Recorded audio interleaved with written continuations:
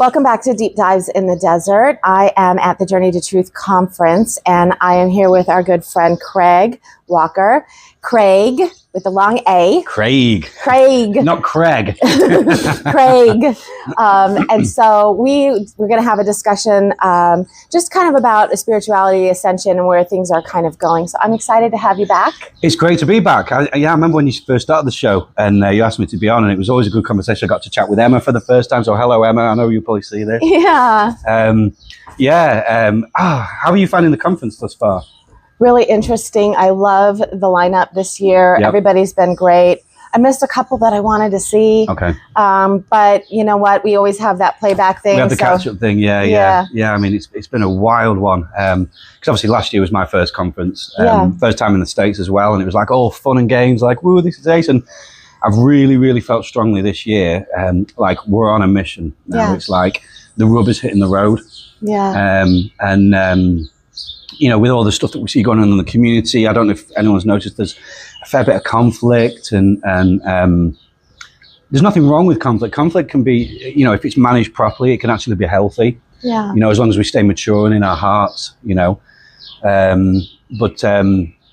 think, you know, it's like just growing pains. I think we're experiencing growing pains. I agree. And we're being called to come up higher, basically. I think so. Yeah. When you hit that friction, sometimes it's something that you just need to look at. Is it something that's within you? Mm-hmm. Is it something that you need to move through? Or maybe sometimes people can just be a really good example of how you don't want to do it. And so it's just to recognize that, but to give them the space to be able to work through what they need to in their way, without judgment and without anger.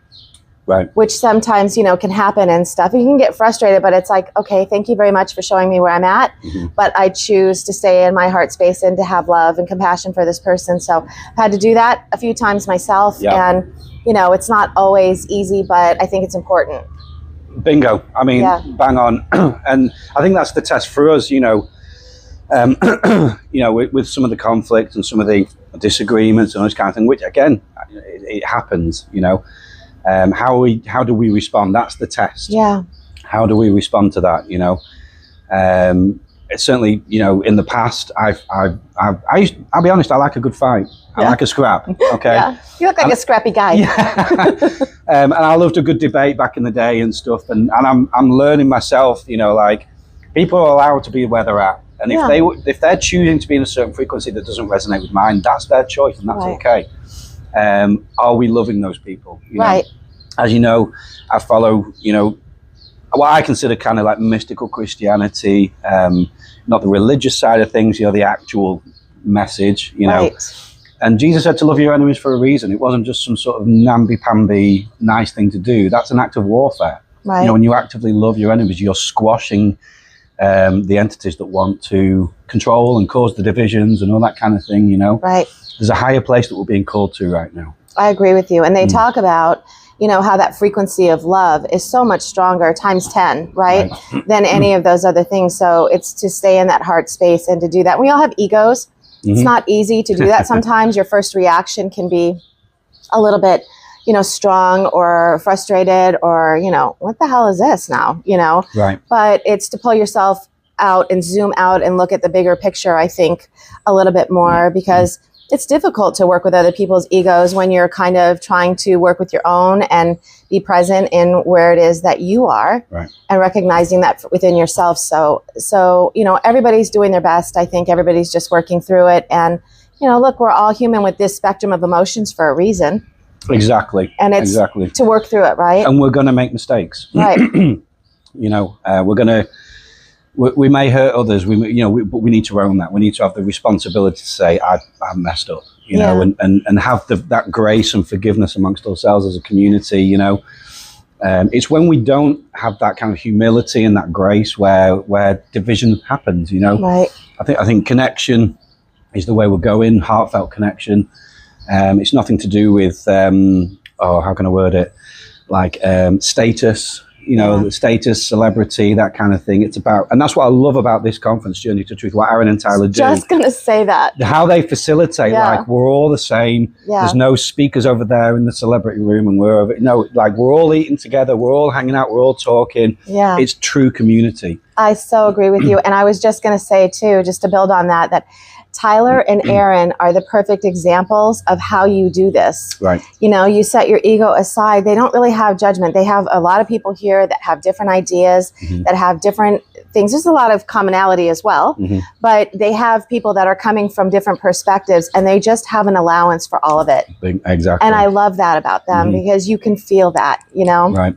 Yeah. I mean, there's been some talks here which have blown my mind, like, you know, Arcturus Ra's AI thing. Right. That blew my mind. And I'm like, whoa, you know what I mean? The synchronicities have been crazy here.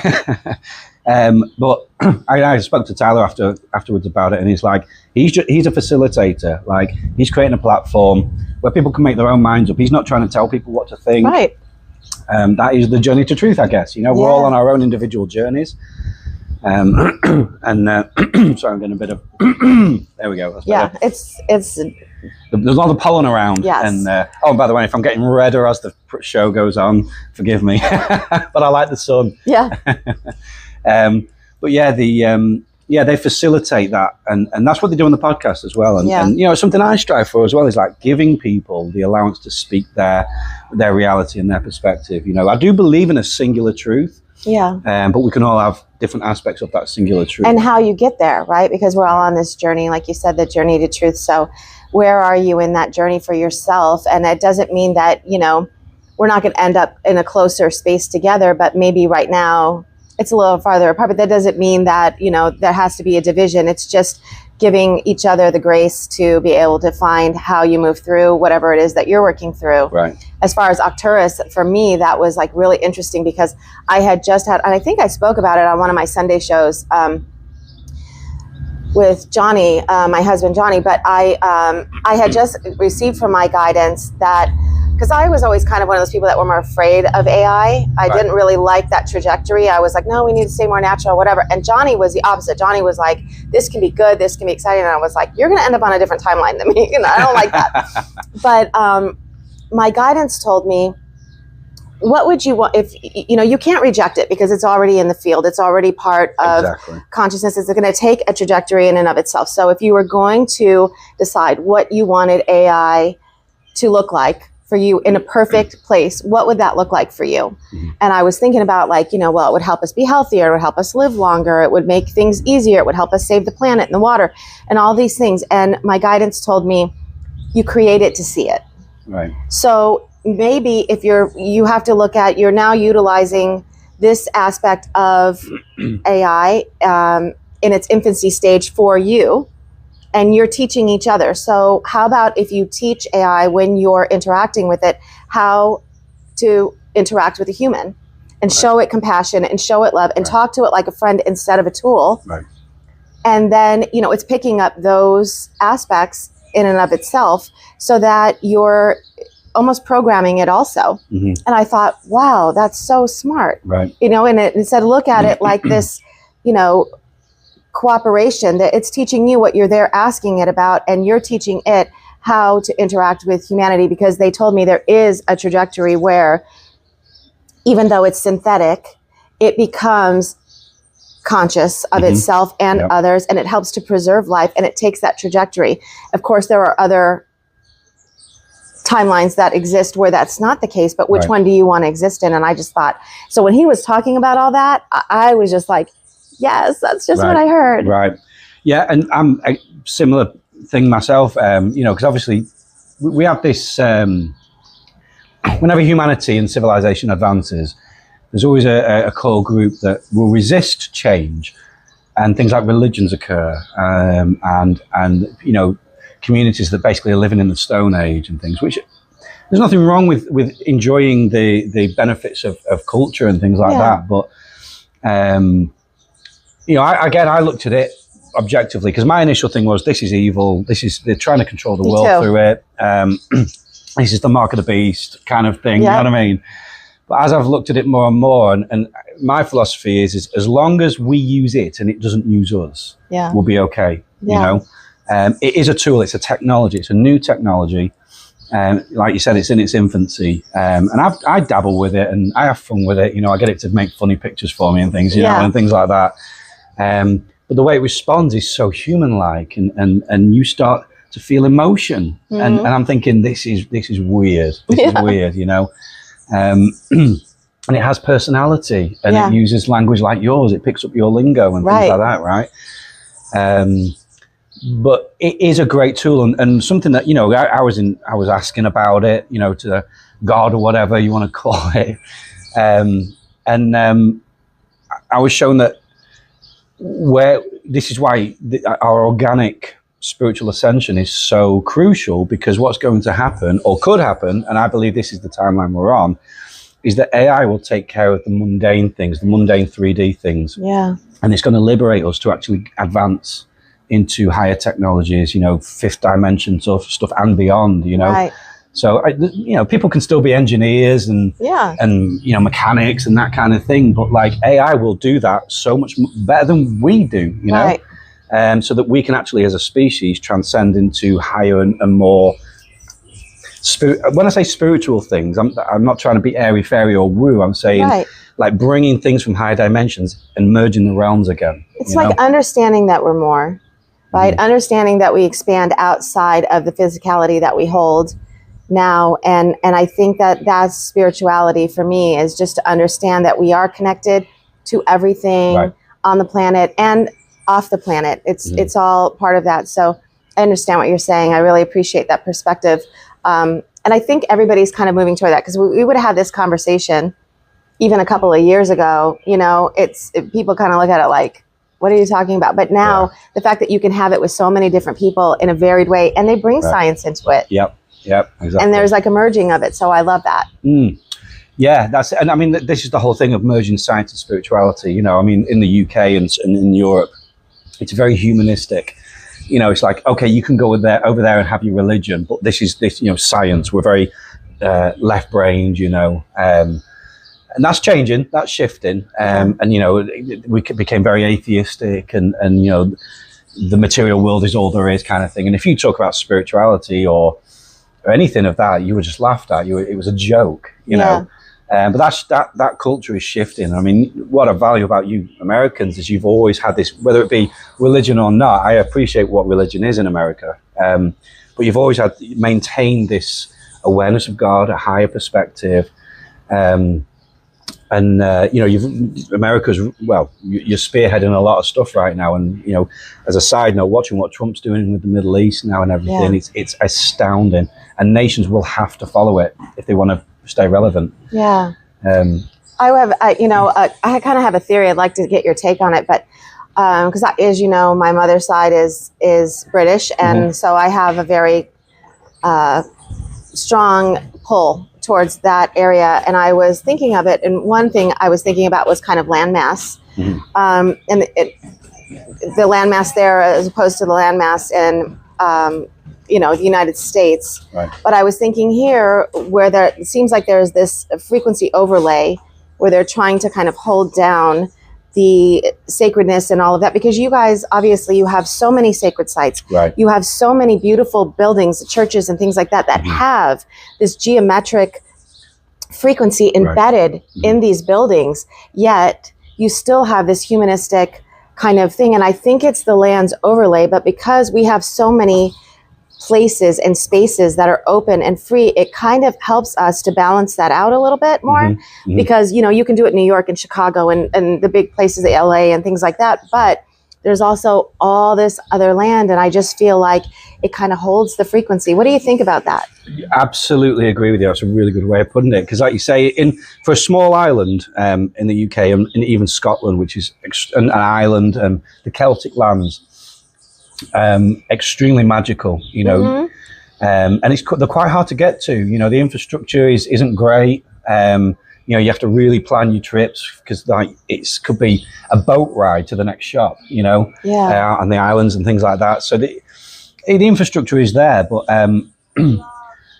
for a small island, we have a very concentrated amount of, like you say, sacred sites. I mean, the landmass of America is huge. I mean, when I fly over, I'm thinking, oh, I'm over the land now, and it's another 3 hours to get where I'm going, you know?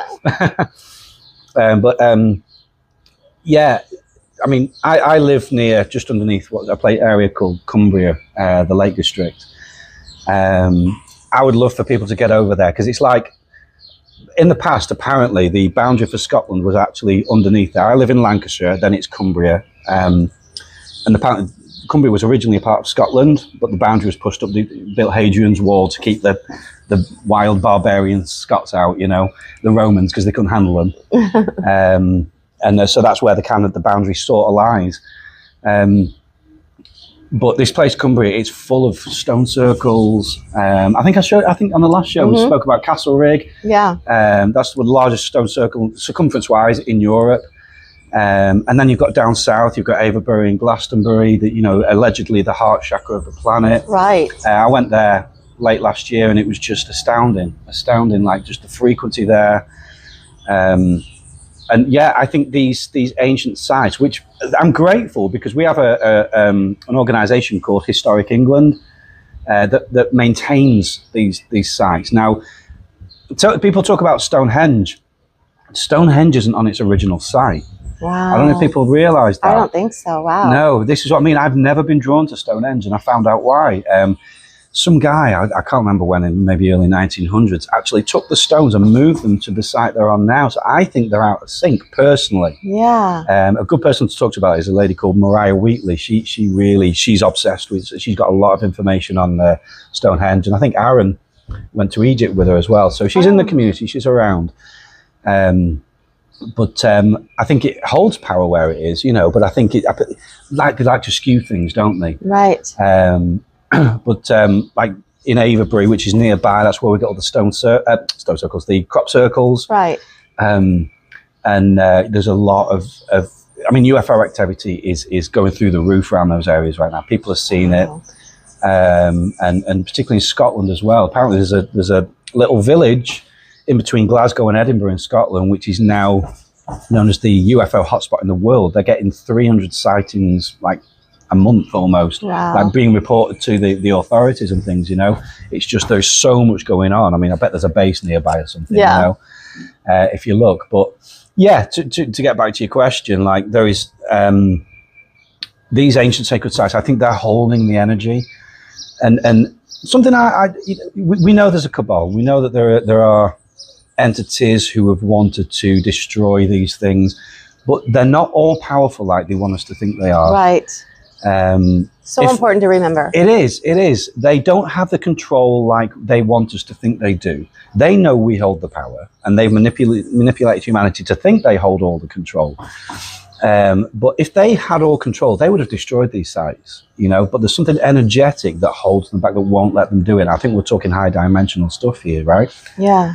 I think there are very benevolent beings who are assigned to these sacred sites to protect them for our benefit, because they hold the frequency, like you say. Yeah. And this overlay that these negative ones that are put on, that's the matrix system that's breaking off now, and that's why people are having experiences, people are having, you know, awakening, encountering things, and like yourself, having the, you know, your conscious abilities are expanding. And loads of people globally are having this. Yeah. Because that matrix of energetic control is being shut down, basically, and we're just going to go. Yeah, and I think that it would be really exciting if these areas that we're talking about on the land were instrumental in awakening the energies and frequencies to kind of help us break up those overlays. And they haven't been able to do that, but I think in working with communion with them, as people start to kind of raise their frequencies and expand, I think that it's going to give license to these places to kind of wake up and expand more too, and we'll feel them on a much stronger basis. That's how I envision it. That's what my hope is. Right. You know, and you have so many over there. We do. Again, for a small island, we have quite a concentration of them. And I mean, I think there's some there that aren't popular that we don't really know about. Yeah. And you've got to really know. I mean, something that just came to my mind now is maybe one of the reasons that they haven't been destroyed is this negative group know that they're manipulating the energy as well. They're using it for themselves as well. I think there's a reason why the Rothschilds made London, the city of London, the financial capital of the world. I mean, that's the base of where they function and control the whole world from. Right. Interesting point. Yeah, and I think there's an energetic component there that they know. They know all about ley lines. They know what they're doing. Right. They know about astrological alignments and things like that. And yeah, I think when we look, I mean, like, I don't know, but like Washington D.C., is that in a significant place? The Vatican, right. you know, their control system, I think, is intentional. It's set up that way.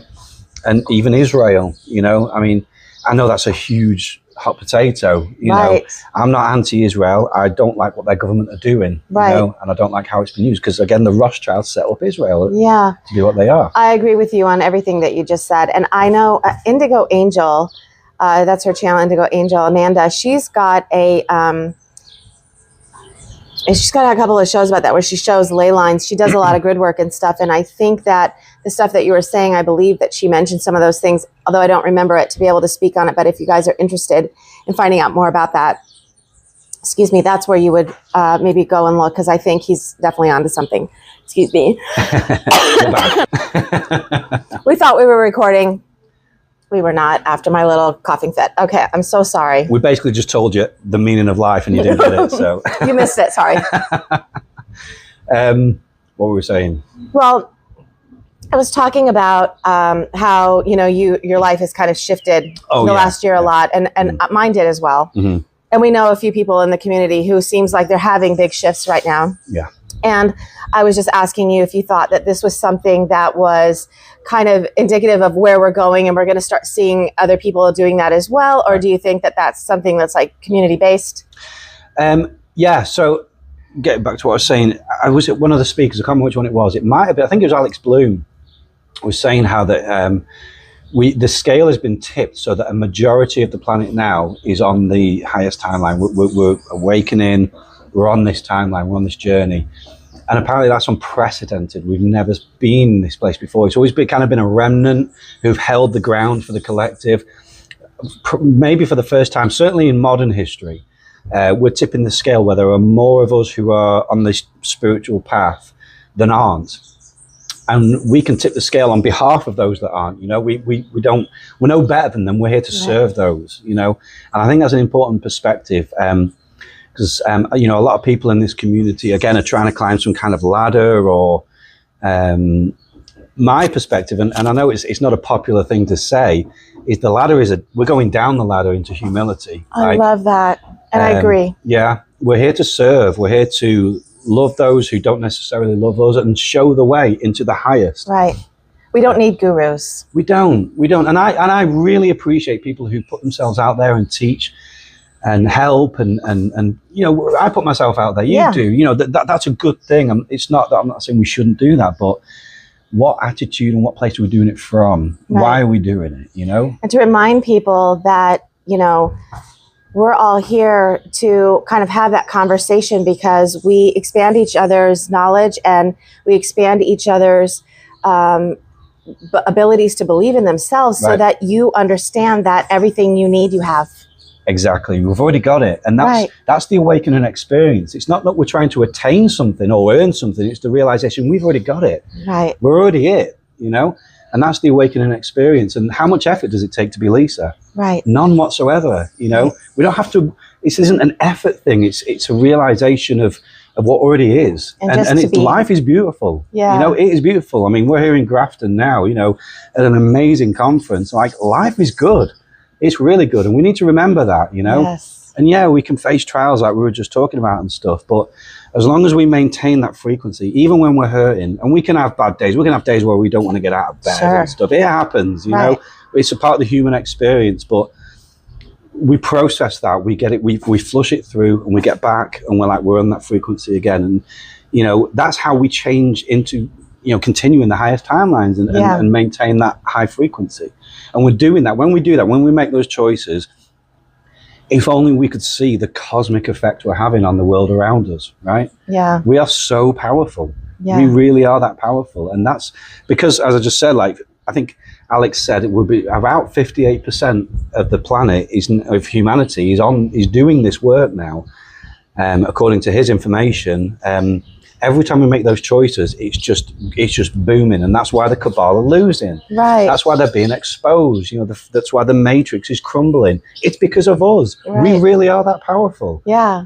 Remember when we had that, I think it might have been Ian, I'm not sure, but we had that big hurricane here, and everybody was saying, oh, it's going to be the worst one. It's going to, you know, hover like the last one did, and all of those things, that everybody started putting their intention in the fact that it was. And some people were seeing it spin the opposite direction. Some people were seeing it like kind of calming, or beings coming in, and all of those things. Well, anyway, it turned out to be, it was going to be like a 5+, and it turned out to be like a 3. It ended up being much shorter. It didn't hover, and it moved through. And I really believe that we as a collective did that.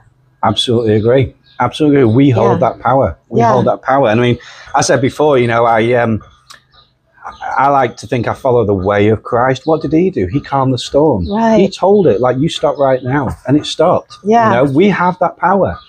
You know, everything that's true about him is true about us. That's his message, Exactly. right? And whatever he did, we can do, and better. His words, And not he mine. said it, right? Yeah. So when he calmed the storm, like, we can do the same thing. And particularly when we come together as a collective, just think about the exponential power that has, right? So, I mean, I'm a big believer in that, and particularly with all that we're seeing with chemtrails, weather manipulation. I mean, that's massively been exposed in the UK, by the way, because what happened is Doge defunded that project. So like nations are individually having to come up with their own legislation now, like emergency legislation to continue the project. But that means it's going now into the public domain that this is going on. Like, it's undeniable now. Oh, that's amazing. So like the UK government are like just massively exposed themselves. They are trying to dim the sun. It's been in the media. Everyone's like, what? You know? Yeah. But this is weather warfare. Right? We're in a battle. We're in a war. We are. But when we can collectively come together, we can cancel out the weather modification and the weather manipulation, right? And we can create harmony and peace. Yeah. And eventually, we need a movement in governments to stop this stuff happening. Absolutely. But like, we're at war. You know what I mean? We need to remember that. And there's always these little triggers that kind of remind you, because you're like, oh yeah, you know, it's funny, because I think, even for me, when we were talking about people and stuff that were kind of seeming different, or things had shifted in some way or whatever, it seemed like that pool has expanded, or maybe even shifted a little bit more. And it's like shocking for a minute. And then you're like, oh yeah, we're in a war. We're in a spiritual war. Right. It's not going to be just those guys. It's going to start trickling in all over the place. So it's to remember and to use discernment, and to start to get to the point where you can believe in and trust in you, right? You know, over everything. Right. That's it. Knowing who we are, you know, knowing what power we have. And this is like almost mantras of this community now, you know, which is a good thing, you know. Yeah. You know, remembering our power, all these kind of things. I mean, I see T-shirts with it on, and I think that's wonderful, because it's like, it's a reminder, like, we hold the power, you know, and we've been brainwashed and conditioned to consistently give our power away to external sources who utilize that to enslave us. Yeah. But when we say, no, we're not doing that anymore, I mean, just look at what happened with COVID, you know? Is this on YouTube, by the way, just so I don't give trigger words? That's okay. Yes, it would be, but if it got too much, we'd just put it on a Rumble. Okay, cool. That's cool. That's fine. Yeah. I mean, I'm not going to go anywhere too bad, but yeah, just so I know. Just things that happened with COVID. I mean, had they, the infamous they, got their way, we'd have digital currency now with you know, what they wanted to do with vaccine passports and things like that, you know. We would be in a real mess right now. Yeah. But we tipped the scale. Yeah. Yes, there was a movement, you know. I am a believer in what Q happened. It was a psyop. We talked about this at the conference. Yeah. The good are using psychological operations as much as the negative. Right. Because it's psychological warfare, because it's all to do with, again, human consciousness creates reality. Right. So the benevolent ones have been controlling us the benevolent ones have infiltrated the malevolent sort of structures and are using psychological warfare against those. They're influencing human consciousness for our good, you know. Right. And it's just a really good indication of just how programmed we were. Right. That was a necessity for our benefit. Exactly. And you know, I don't like the fact that humans are treated that way, but it's because we've been at such a low density. Yeah. As we grow, there will be no need for psychological operations anymore. You know, Right. we don't need a core group of people to control humanity. We don't need control. We are Right. divine sovereign beings. And if you don't like the concept of that, or you think that that's something that you don't want to see in society, the best way to combat that is to get really, really good at using discernment. Because when you Exactly. get to that point that you can start to discern where things are, you know, it won't work anymore on either side. So there's no reason to use that methodology. So, Right. you know, it's just to remember that as well. Bingo. Exactly. Yeah. Yeah.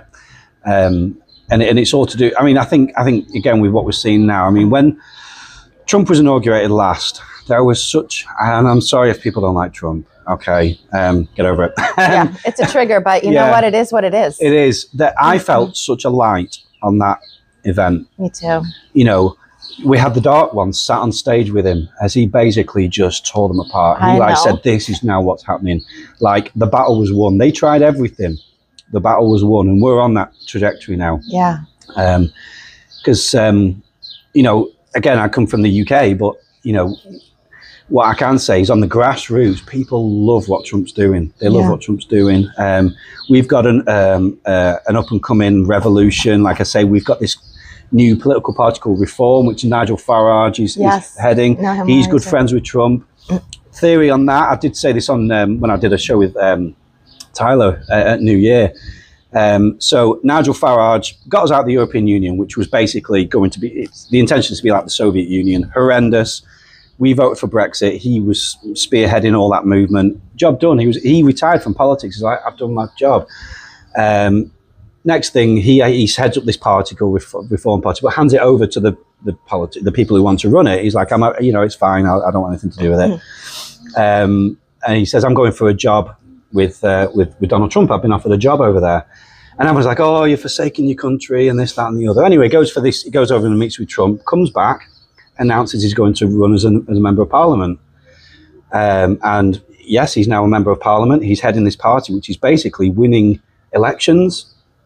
It's infiltrated the system. And my theory is, actually, I say that, it's not my theory, it was my dad's theory. So if Dad's watching this, I'll give you credit. It was my dad's theory that this is the job that Trump gave him. I love that when he went over to the job interview, he went with Trump, this is what he asked him to do. And I can see that we will have a reform government in 4 years. We've got another 4 years. I think we're 4 years behind you guys. Yeah. Like you had your Biden time when it was so horrific, it had to wake enough people up. Yeah. I think we're in that time now as a nation. So we're slow. we're catching up, you know. Yeah. But getting us out of the European Union was massive because now we can just form an alliance with America straight off without having to go through the European Union. Right. So. And are most people on board with that, do you feel, or is it shifting? Yep. Like I said, we just had, so in the UK, we have local elections. We have a general election, which is Westminster. Then we have local election. We have, each county has its own like local government. Mm-hmm. And Reform just took loads of areas. And had it been a general election, they would be the majority government now. Wow. So the establishment are bricking themselves. They know what's coming. Yeah. That's exciting. Yeah. It is exciting. Again, we've got another 4 years of this. So we'll see how it goes. Could be really cemented in by then too. Exactly. You know, exactly. So because if people like what they're seeing. This is it. They're saying all the right things. I mean, immigration is a massive issue. You know, you had all the guys coming in through the southern border and they did nothing about it. Yeah.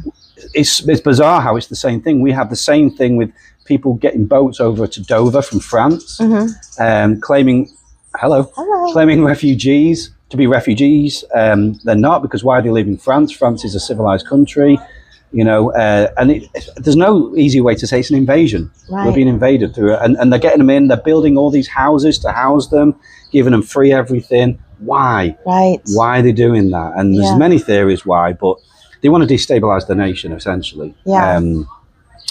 But it's over. It's done. Like that's what they tried to do through the southern border in America. Yeah. And now the Trump administration has gone, right, you guys, you're going back. And I think we could do the same thing. Yeah, that would be so exciting. I'm ready for the freedom for everyone to be able to expand and have the ability to just kind of see where we can bring our societies together, and the kids and the children and where they are. Before we wrap up, I just wanted to ask you, as these things are going, do you see a reality for us as humanity that we're going back to some of the mystical spirituality where people are able to do things that we look at as abilities now? Is this something that's in our lifetime? Is this for our children or the people that are coming up after us? Are we just the catalyst to bring that bridge, or do you think we get to see it too? I think we have to see it. Certainly people our age and even my parents' age, and they've done the groundwork. I mean, I love Dolores Cannon's 3 Waves of Volunteers. Have you read that book, or you know about that? Good. We're a team. We're a generational team, and I think it would be wrong for us to not see the fruit of our labours in this timeline. I think that will be wrong. Now, obviously it's different for everybody. I don't know about you, but I intend on living a long time. Yes. I'm seeding the collective. I've been, how can I word it? I really feel we need to seed the collective with the concept of longevity and immortality. Yeah. And we need to living our lives as if we're going to live for centuries. Making investments, planning for long lives, because I think that's literally a present reality now. Yeah. And we think, oh, well, we get 70, 80 years if we're lucky. I think we need to get rid of that, from our conscious mind. Yeah. I think our bodies are being rejuvenated with the awakening and on the activations that are happening. Yeah, the protons and electrons that are coming into the atmosphere, all of that energy that's kind of coming in right now for our bodies and our minds to be able to utilize that. For extension and expansion. Exactly. And I think this is going to be a really unique sort of few hundred years where we're going to have I intend on living to see it. I think we get to choose if we want to leave, basically. And if we know the time is right, we'll go, but it will be a beautiful thing, not a traumatic thing, Right. So again, to get back to your question, I think we are setting things up for the generations that are coming through, most definitely. I mean, I work with young people, and some of the most interesting kids that I see that they're diagnosed with all sorts of diseases, but it's not a disease. There's nothing wrong with them. They just don't function in the system that's fallen away. They're the pioneers that are coming through now. Yeah, I agree with that. We need to facilitate that, I think. I love your vision on what it is. I'm excited about it. And I feel like the more that we can have these conversations and people can allow themselves the opportunity to think this way, it's just an allowance for, not writing it off right away, but just to say, what if, and let's see how we do that. Right. Exactly. I'm excited. I mean, I'm always excited. We go through challenging times. I've had to make tough decisions that have really hurt, but pulling away from the old, it's like pulling a plaster off. It hurts for a minute, but then the benefit is there afterwards, right? I think many people are going through stuff. Many people are facing difficult situations. Just stay in the heart.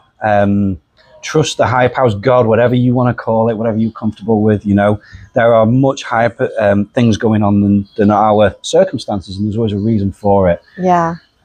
So just get in that headspace, that heart space, and we'll smash it. We'll do it. A beautiful reminder. Right. Craig, thank you for sitting down with me. I appreciate it. Yeah. I'm great. I'm honored you asked me, truly. And I'm so excited to see you again. I'm so happy that I didn't have to wait. I feel bad for Johnny because he didn't get, and Emma too. Emma was hi, Johnny and Emma. He's the one person that I really, really wanted to meet. So sorry, Em, but you have this. One day, we'll make it happen. Yeah. Okay, cool. Okay, thank you. Thank you, Lisa. Okay. All right.